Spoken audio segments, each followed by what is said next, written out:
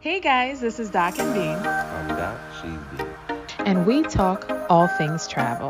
We're an adventurous couple that explores the world hand in hand. With over 2 decades of experience, you'll get to see our journey plus exclusive interviews, the latest travel tips and tricks. So stick around because our passion for travel is contagious. Hey guys, welcome Jen and Stevo.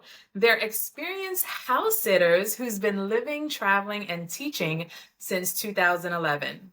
In 2018, they embraced a digital nomad lifestyle, becoming slow travelers as they explore the world. Their journey gave them a fresh perspective on life in America, making it hard for them to consider returning to the US. Let's dive into their story and explore reasons behind their decisions and find out how you can do it too. Welcome, guys. Hey. Very much. Nice to have you. Nice to know Yeah. you. How are y'all? Doing great. Yeah, Thank you Mhm. good. too. Okay. Good. All right. So let's get right into it. You've been living abroad for 12, 13 years now, and you decided to leave America for some good reasons. They actually have a video on why they left and why they might not be returning. Can you explain to us your reasons for leaving and, of course, why you might not be returning? Let's start at the beginning. So 13 years ago, Stevo and I was 24, you were 23, and we were living in the US. I had a full-time job working for a big insurance company in the US, and you had just graduated. Mhm. And I actually had like lived abroad in Cambodia before and taught English in a village like outside of Phnom Penh. And so I knew I wanted to go back abroad. Like I loved that experience. And so I kind of convinced you that maybe we could like get TOEFL certificates and go teach abroad for a year. Hmm. That was the original plan, is we were just going to do 1 year in China, save up some money, and then hopefully be able to afford rent in California.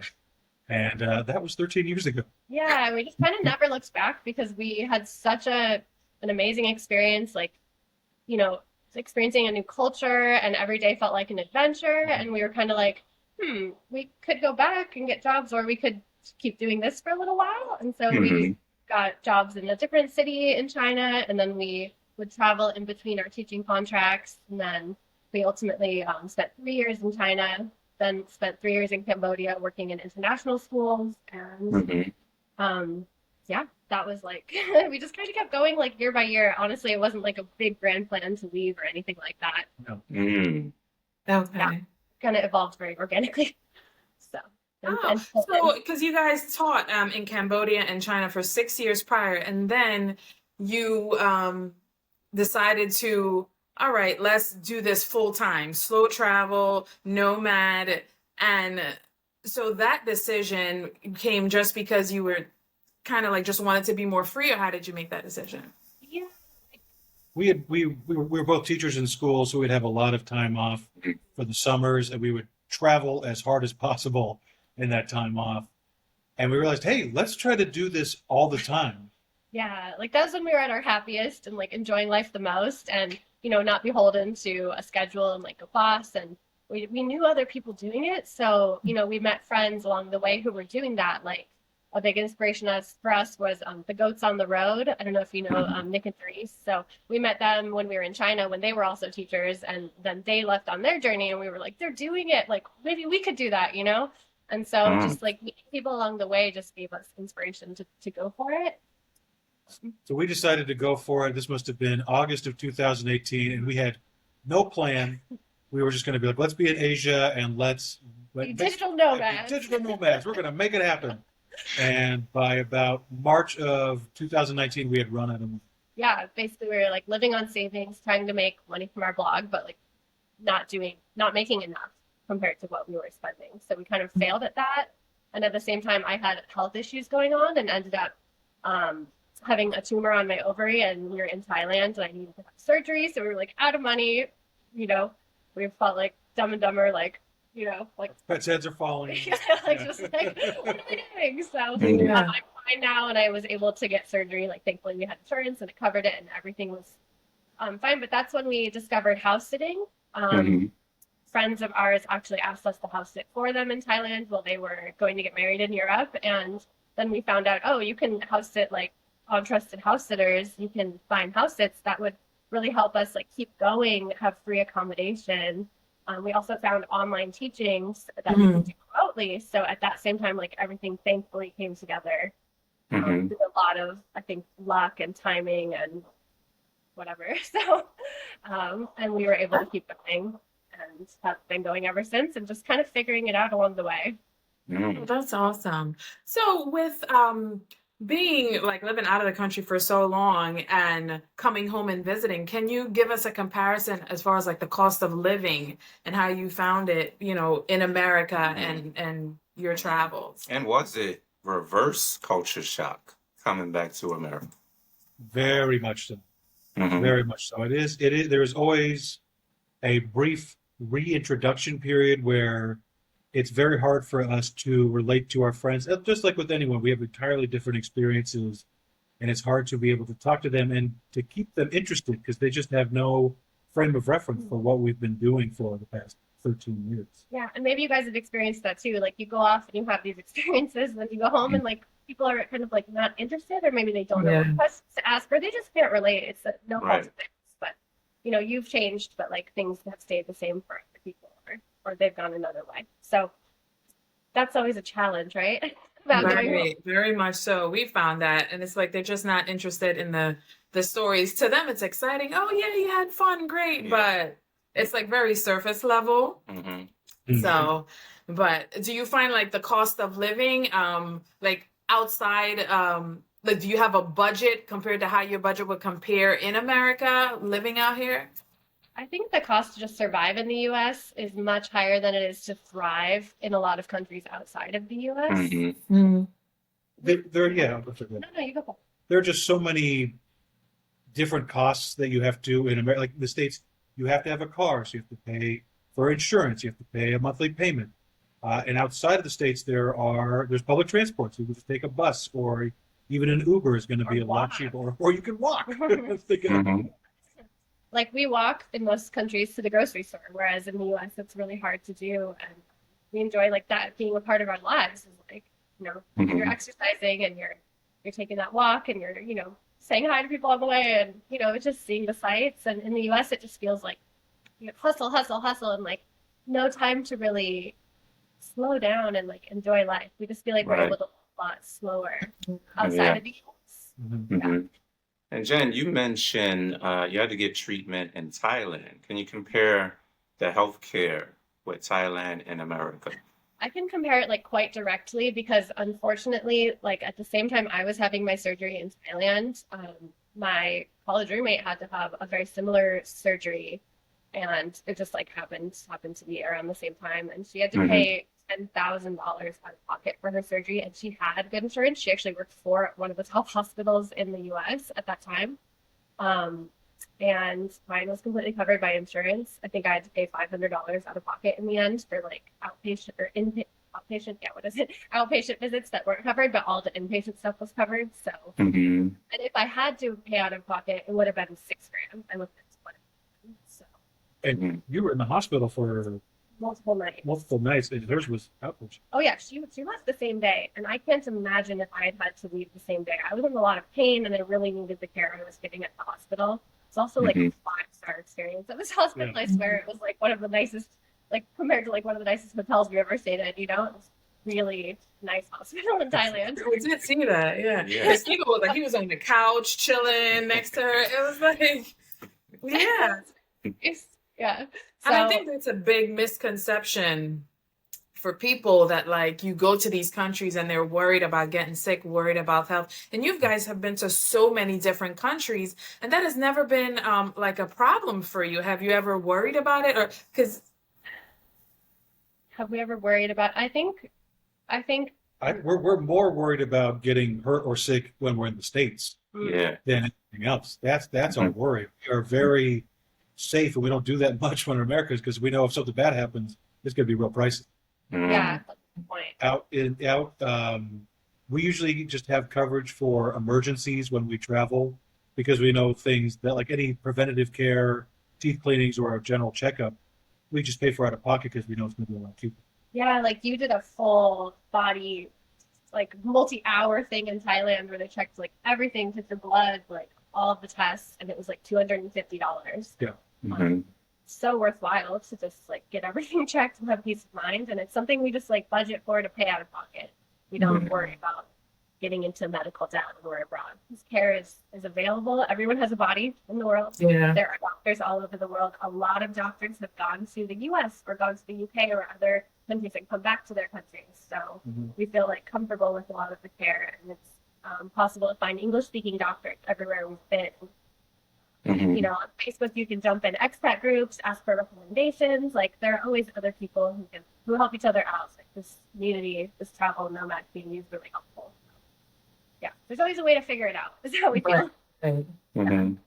So I want to touch on safety because Americans will always ask, especially if you're leaving America or even going on vacation, is it safe? Is it safe? Is it safe?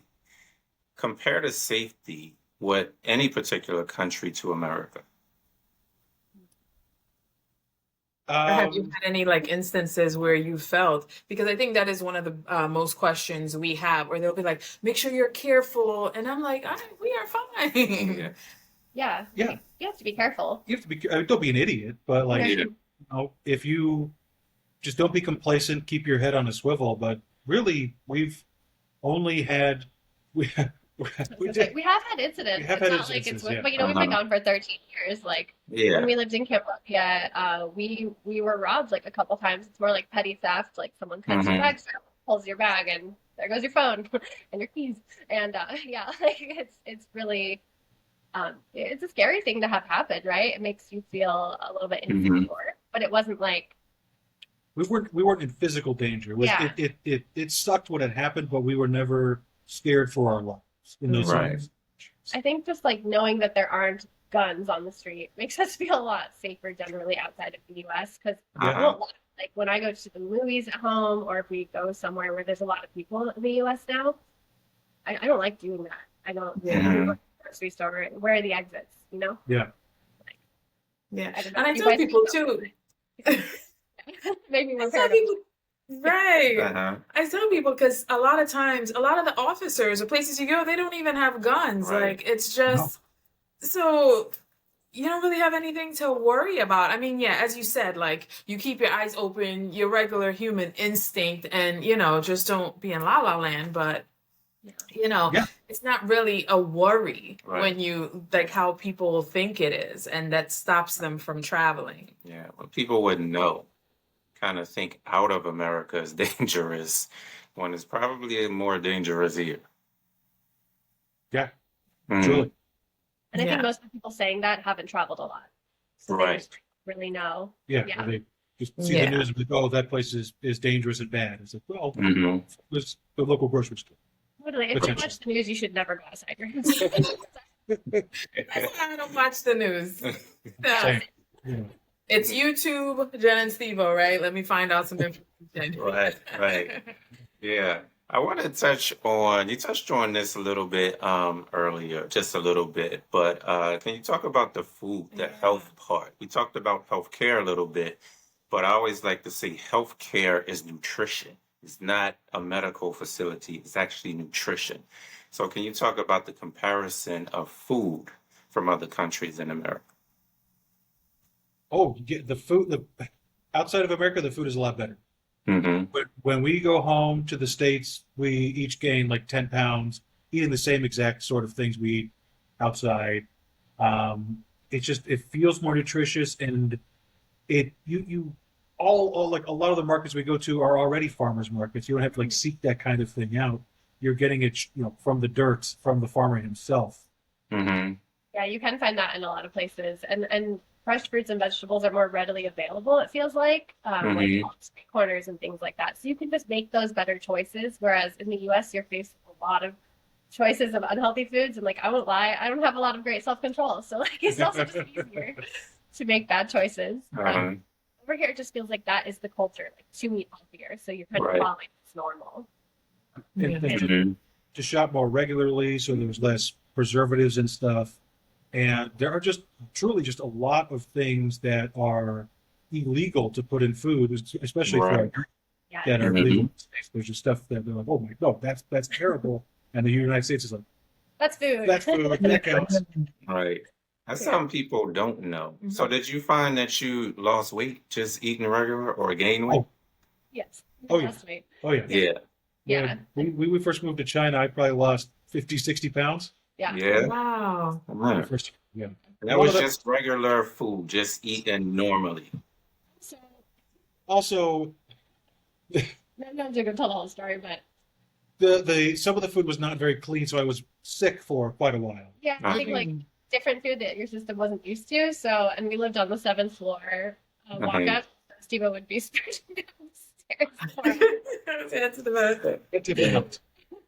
Oh man. Oh wow. But, you gotta adjust wherever you are, right? Like it does take a little adjustment period to get used to the water, different things like that. And so, you know, Mhm. obviously when you travel, it's a gamble. Not if but when you might get sick from food. It Right. can definitely happen. So Mhm. we recommend like Pepto, chewable Pepto. Yes. If there's any kind of meal that you're like, "Oh, I don't know about this, or you Mhm. just like just pop one of those in before you eat, not really can help a Mhm. lot. It works as preventative. Yeah. Yeah. Yeah. We've learned the hard way. Yeah. Their experience.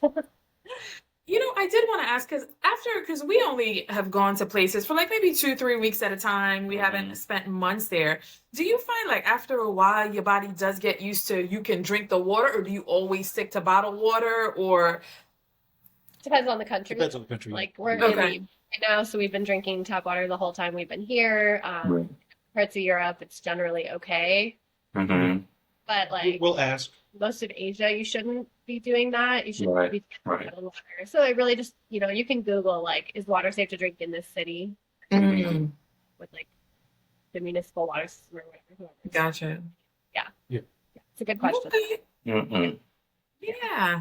So we are going to transition. Switch gears. Yes, Yeah. switch gears Okay. and tell us how you do this lifestyle, because now you are slow traveling and you house sit full time, Mhm. and this is what you do. Well, I don't know if it's full time, but this is how you get to see all these wonderful places, Mhm. right? So tell us a little about house sitting and how you got into that. Mhm. We love house sitting. We got into it, like Jen said, in Bangkok at the beginning of 2019.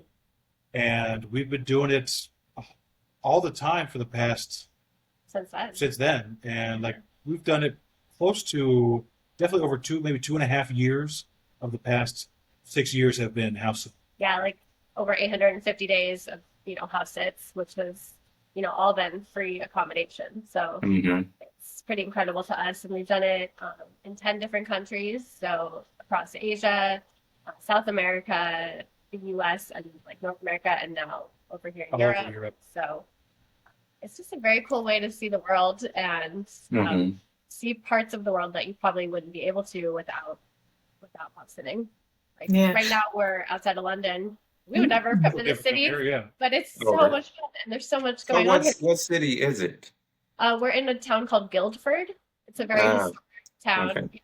Yeah. But we'd never even heard of it until we accepted Mhm. this house sit. And it's, you know, we walk the dog to a castle in the mornings. Like, Oh, nice. so, It's like 1,000 years old. It's just literally, right it's over like there. Rubik. Yeah. So it's, you know, How do it's you like, pick though? How do you pick which places you go or which places you won't go? Do you do pets or don't do pets? I know you're doing pets right now, but is it a requirement? to do pets. Yeah, You know, we- Yeah. like, Okay. 99% of the time you're going to have a dog or a cat Yeah. or other animals. Yeah, usually we like to pick a longer sit, or sometimes if we'll fill in gaps in our traveling schedule with a house sit. That's what we're doing right now. yeah, and we had Mhm. like a week to fill. We were like, oh, let's go see another part of the UK that we haven't been to. And the sit was available, so we applied and got it. There are thousands of house sits available at any given time on Trusted House Sitters. So Mhm. if you're a nomad and you're flexible, then it's pretty fun because you're almost like, where could you go? Like, yeah. Oh. So we were literally doing that earlier today. Just before this, Yeah, we were like- like, oh, where can we go? Egypt. Mhm. There's so much going on. Right. Mhm. So with the house sitting, what is your like out of pocket expense? Because you stay there for free, right? And so what are you actually paying for to get there, or what are your expenses? There is for trusted house sitters. There's an annual membership, depending on basic what type of membership you have, and then we will pay to get to the spot. If that's a flight, a train, or whatever. And then while we're at the house sit, we just gotta pay for food. Yeah, That's, feed ourselves. feed ourselves. Yeah. Yeah. That's it. Yeah, it's just an exchange. No money is ever changing hands between the house sitter and the homeowner because it's a gray area, right? Like you're not Right. working in that country if you're on a tourist visa. So it's like you become friends with the homeowner through the website, and then you're staying in their home while they go off on their vacation, and you're taking care of their home and their animals and whatever else you agreed upon before you accept it. So yeah, we like that too because we used to do a lot of couch surfing. So it's kind of like an advanced level of couch surfing, and Yeah. you cross over with the homeowner. You meet them, like you become friends with a lot of these homeowners, and we still stay in touch, or we've met up again just for fun. We're in their area or whatever. So it's another cool way to connect with people. Right. That's awesome. So, how easy is it or hard is it to get started and to get your first house sitting gig without any reviews? How easy is that? So what we recommend people to do, and we have a free guide where we like walk you through a lot of this information, so we can share that link with people if they want it. Yes. But the best thing to do is to get references from your family and friends. So we got, I think, 4 of those before we ever applied to our first house sit, and they're basically character references. So like Doc and Bean took care of my cat, or like whenever they come over to my house, they play with my cat, like my cat loves them, or just anything like they can speak to your character about pets, about how you take care of your own home, your home, like whatever it is that's helpful that homeowners might like to know about you. Okay. That was how we got our first house sit, and then from there, just make sure you get the review from the homeowner. You give them a review, and it just keeps rolling from there. Yeah, the easier it becomes to land with it that you want. Okay, so you did a video comparing the sites. Can you explain to everybody which site you recommend the most feasible? We definitely recommend trusted house sitters. A lot of the other sites are more country or region specific.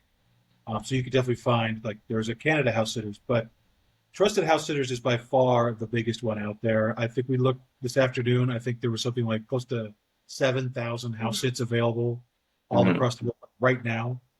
So yeah, the majority are going to be in the US and Canada, and then Europe, mainly the UK. But Australia is another big one, and then they're just scattered. yeah, aside from those. we've seen some in South everywhere. Africa, Peru, Argentina, Yeah, Taiwan. So yeah, they're all over. yeah. Oh, that's awesome. So with the house sitting, do you get to meet them first, or like, because it's usually pets? Have you had any like strange pets, or how do you meet up? Snakes. Yeah, decide on Snakes, how lizards. what house Yep. you pick. Yeah. Yes, we're pretty open-minded Yeah. when it comes to sits because we've an experience. Like we think of it as a new experience that we get to Right. have. So I think Yeah. we were someone asked us that the other day over lunch. I think the weirdest were probably ferrets or an owl. Those are probably and we have had a snake as well. Those are probably the most unique. You got to feed it? We did have to feed it. Yeah, not the snake. The snake was The snake we were only was there a week, and they only ate once a week, so they fed them like right before they left. So we did not have to feed the snake, thankfully. We would have if we had to, but yeah. You would have dropped the mouse right in there? I mean, you probably would have to also be honest. Stevo's down. yeah. Yeah. So you keep me around. Off the mice, yeah. Yeah, exactly. So do you have a favorite area or region, country, continent that you like to house sit the most? Oh gosh, everywhere's been really cool. It's just like for the last like maybe 2.5 years, we've almost let house sitting dictate where we go. So like house sitting brought us to Peru, and then from there we were in Costa Rica and Panama. So we kind of just saw what was available and went with the flow of what worked out. But everywhere, we just try to make the most of wherever we are, right? And there's always something cool wherever you go. So I'm thankful. Yeah, Okay. we're very open. Yeah. What are your top 3 countries since you've been traveling? Because I know you guys have been everywhere for like just to see budget, like all encompassing. What is the top three places you would suggest to people to travel to? Definitely Thailand. Yeah. We love Yeah. Thailand. Yeah, The everybody. food, yeah. I know everyone hard- loves cut. It's every- like a yeah, classic, it's- right? it's- He's in love. He's in love. It's a cop out answer, Yeah. but we do love We love it, Thailand. yeah. Yeah. My Yeah. friend's still living over there, so like it's a place we've gone back to so much that when we go there, like it's like a no-brainer. It feels like going home almost. I was there a couple months ago actually, and yeah, it's just so good. So Yeah. probably head there soon again. Oh yeah. Mhm. We'll be, Where do you usually stay in Thailand? Oh. Ooh. Well, I stayed with a friend that time because it was just Okay. there for a week. But we love to be based in Bangkok because that's like a nice, easy place to get to other countries really easily, or around Mhm. Thailand. Right. I would say that's like if we were ever to like be somewhere and it was possible to be there long term, it would probably be Bangkok because I don't know if you know they call Bangkok like the Big Mango, like New York is the Big Mhm. Apple. So it has that vibe. Oh. Like, 24 Yeah, I hours. didn't know that. There's Yeah. so much going on. It is crazy. I mean, you're never bored there. There's always something Right. to or an Yeah. event or Mhm. new people to meet or whatever.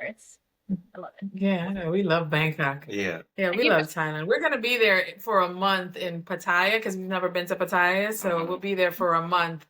Like, dabbing our feet in the slow travel, seeing how it's like to just be in one spot, like you're actually living there Right. and feel it out. So, hmm yeah. Okay. So Thailand was number one. What's next?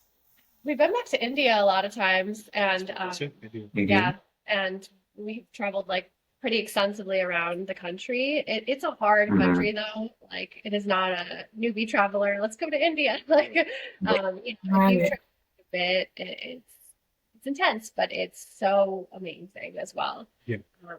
And For similar reasons, the people, the food, the Mhm. sights. There's just so much beauty and history. and history, and it is so very vastly different. Like it's like traveling around the states. Like the states are so different from each other. The same thing is true. I mean, Yeah, absolutely. you got jungles, you got deserts, Yeah, tall mountains. beaches. Oh, Yeah. just There's so much. Mm. Wow. Okay. So those are the good countries. Which ones didn't you like that much? I don't think I've ever not liked a country. I think there's always Mhm. something that you can find to like about a place. Yeah. And also, even when bad things happen, it's not like that's 100% of your experience, right? There's nowhere I Right. wouldn't go back to personally. hmm no. I can't think of. I probably can't go back to Romania after I'm deported. That's Oh, yeah. Yeah, check out that video of Steve getting deported. nothing wrong. Well, I did nothing bad. I did do something wrong, but I did nothing bad. No, exactly. Yeah, I kind of overstayed. Yeah. I'm trying to- thank you. But, No more Steve. We're good. no, there's nowhere I wouldn't go back to. Yeah, Yeah. and then I guess You know- third, oh, sorry, go ahead. Oh, no, go ahead. I was just gonna say Taiwan's probably like for me my third favorite place I've been because it's like a nice mix of Southeast Asia and like Japan and China like all together. Like you've got like the foods of some Mhm. fruits and the tropicalness, and then you've got like a lot of Chinese history that you can't even find in China because a lot of it was brought over to Taiwan during the Cultural Revolution. So and then Mhm. the efficiency of Japan, like I don't know, it's a really cool country. It's true. Really nice people, great food. Again, food. Food's like our main motivator. Yeah. Yeah. For us, it's people and food. And the food, yeah. Yeah, food is important. I realize if the food is bad, then I can't stay. I can't stay in the country if the food is bad. Is If there I don't anywhere like where you didn't like the food? the food wasn't so good. See, I don't want to say certain places because I like the Philippines food wasn't all that great. The people were, I think, Yeah. number one, number two, Indonesia and the Philippines. For Mhm. us, the people were the nicest. The food, of course, Thailand, the food Yeah. is you know what the food is in Thailand. It's amazing. And then the people are nice. We haven't been to India, but her favorite Yeah, food is that's what I Indian. was gonna ask Yeah. them because my favorite food is Indian food, Yeah. and then like Thai. So like I would be like, which one is your favorite? Or do you compare, or like do you have a favorite? I would, I the variety of Indian food gives it a leg up because Thai food is good all over, but you're going to get a lot of different variety of foods throughout India. That's very true. I Mhm. would say Thai food is no, I like Thai food, I would Oh, say. you'd say Thai food, Yeah, everyone? for me, yeah. Yeah, there you go. Yeah. What about for you Yeah. guys? Is Thailand your number one? Yeah. Thailand. Yeah. Well, my number one overall Jamaican food. That was my first trip out of America, probably 2000. So 24 years ago, and Jamaican food. But Thai is second, and then Indian is third, Mhm.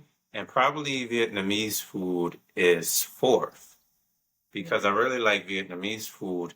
It's different but similar to Thai food. Yeah. If like it's different, but it's similar, like the freshness And the herbs and that the they herbs. use, yeah. But Thai food, and we like the people really everywhere Yeah. except for a couple of places. But Like when we was in Dubai, it just wasn't our speed. yeah, Dubai is a little uppity Oh, for us. But yeah. Oh, you haven't been there? Not Yeah, yet. you've been to the Yeah. list. Yeah.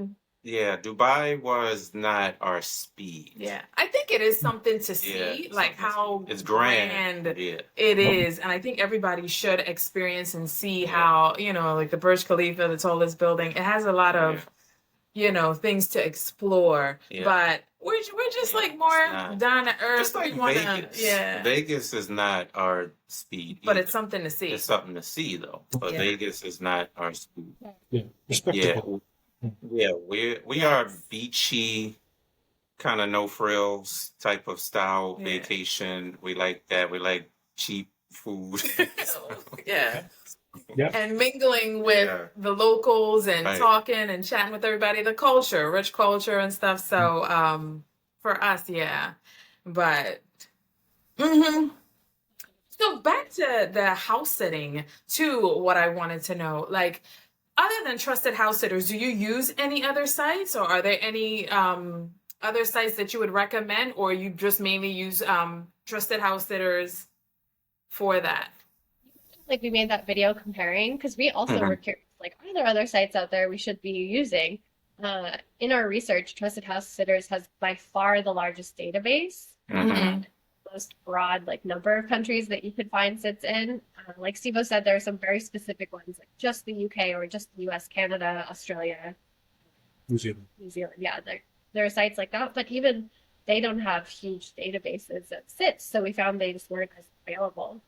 So we've stuck with Trusted House Sitters for now. It's not to say we Mhm. wouldn't try another one, but we just haven't felt the need to at Mhm. this point. We also feel like there's a lot of protections you get when you are a member of Trusted House Sitters, like liability insurance. They Mhm. vet every single person, both the homeowners and the house sitters. So like you With- have that added. With a third-party background check. Yeah, like Yeah. a full background check. So it's not hard to do it. Like you just put it and they do it, but it's there. And we think that's important when you're like staying in a stranger's home. Mhm. And for them too, to know that you're a safe person. So as digital nomads, like, are you guys just still teaching, or do you is that like the bulk of your income, or how do you, like, your budget wise, how do you decide that? That's a good question. So like you mentioned that America video, that video went viral this year. Right. And that has brought us a lot more traffic, which has led to a boost in our affiliate marketing sales. Yeah, so like we use, we've been on the road for so long, so like we share about companies that we use, and then we were like, oh, these companies have affiliates, right? So we are able to like get links, and if people use our links, then we're able to make some money that way. So that's like a part of our business that we've been growing on the side of the blog and now on YouTube. We only started YouTube 2 years ago. So that's like been another revenue stream. Mhm. We actually both lost our teaching jobs in 2021 at the same time. Really? And It's because the company went and changed, well, China changed their laws that foreigners could no longer teach children in China online. And literally, these are multi-billion-dollar companies that overnight hundreds of thousands of teachers lost their jobs, us included. It was a crazy time, and so we realized we needed to diversify our income, you know. Yeah. And so I do some virtual assistance work for women business owners, so I had that still going, so I could do that. And like we, you know, have done a bunch of other like random freelance gigs, writing or whatever it takes really to just keep going. Like we've just really been kind of scrappy and figuring it out over the years. So, but now we're in like a better place with probably, I would say at least like 8 different income streams that are all coming in to help us keep going. We make a little bit of money a lot of different ways. And that way it keeps coming, right? From all different ways. So even if like how you have an incident where you lost your job, there's other ways that it's coming in. So that's important. And it was kind of a good thing that it happened in the end because it forced us like to figure out what was next. And now we feel like we're on a better path. So yeah. So it's okay that happened. It was a good kick in the pants. Yeah. Not a So yeah.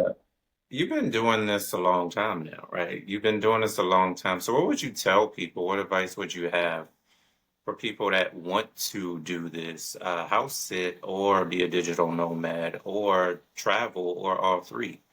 What would be your advice to people? If you want to do it, like you'll figure out how to make it happen. Like that's what we've been doing and are continuing to do. There are so many opportunities now, especially post-COVID, to work remotely, to find work online that just weren't even there 6 years ago when we started doing this. So it feels like a whole new world possibility. It's not easy, but like if it's a lifestyle that you want, then just, you know, go for it. Yeah. Do you have to say? Yeah. It's not easy, but it is entirely possible. Maybe like I would say plan ahead a little better than and a plan. Like make sure you be your own safety net. Like save up enough money that like if all the stuff hit the fan, that you would be able to support yourself for like 3 to 6 months, whatever you're comfortable with, you know, just in case that something happens, because stuff does happen as we've experienced. So be your own safety net, or have plan B. And know you can always go home, you know. Right.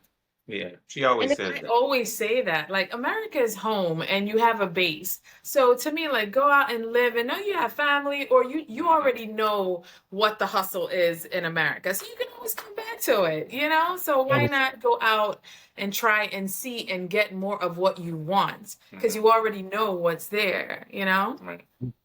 So like that's what I always say. But definitely check out Jen and Stevo. They have so much information on their page if you're interested in doing this and how to do it. They offer so many how-to lists, and they have a free guide to house sitting you can download step by step on how to do it. I think one on Digital Nomad too, the Digital Nomad Life, you know, if you are interested in doing that. But I feel like it's so much good content in all one place that, you know, we have been binge watching because we're on that journey as well. So if you are on that journey, definitely tune in and find out everything you can and use their resources. They're on YouTube, Two Can Travel, Instagram, Two Can Travel, and check out their website. It has a ton of information that is so useful and you can use on your journey. So thank you guys so much for coming on and sharing your story and dropping so many great tips for us and our listeners. So thank you so much.